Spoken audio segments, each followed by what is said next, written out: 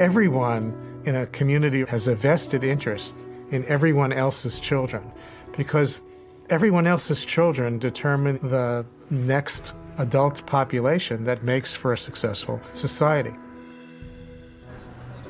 Built into our biology is the need to have responsive interactions with adults. Neglect for children is when they don't get what the brain is expecting to get, what the child is expecting to get, what we are biologically prepared and waiting for, which is input from those around us. It's this back and forth serve and return interaction that literally shapes the architecture of the brain.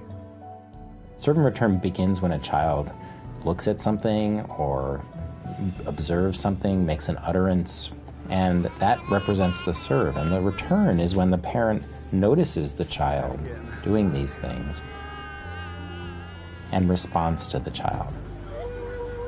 Under conditions where serve and return is broken, you literally are pulling away what is the essential ingredient of the development of human brain architecture. It was a really compelling series of experiments where they started by videotaping the mother and the baby engaging in cooing and smiling. And then they asked the mother to basically put on a blank face and not respond at all. When a baby is not attended to, that is a sign of danger to the baby biologically. So the stress systems become activated.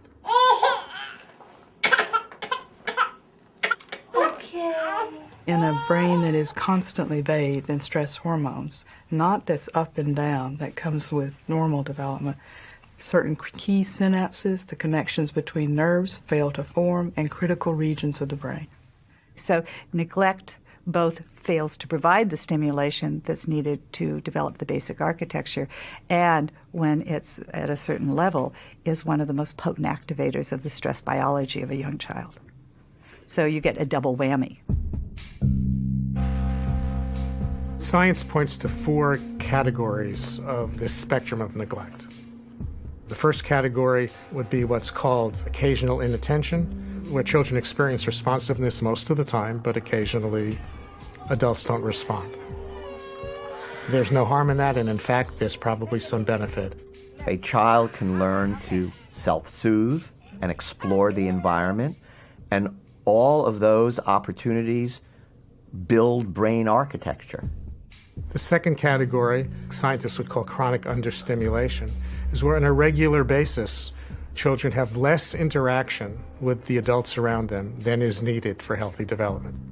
Those children typically, when provided with enriched learning opportunities and more typical levels of serve and return, will show catch-up. The third category is what science would call severe neglect in a family where not only are there prolonged periods of inattention and lack of responsiveness, but often also associated with not being fed enough, not being bathed enough, not having basic needs met.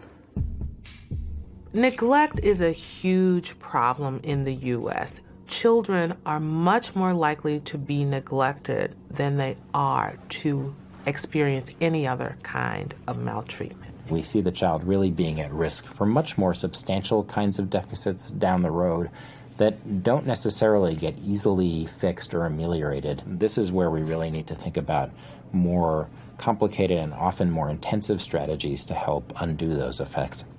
The fourth category, called severe neglect, generally found in institutional settings, is a result of children living in kind of warehoused type situation in orphanages.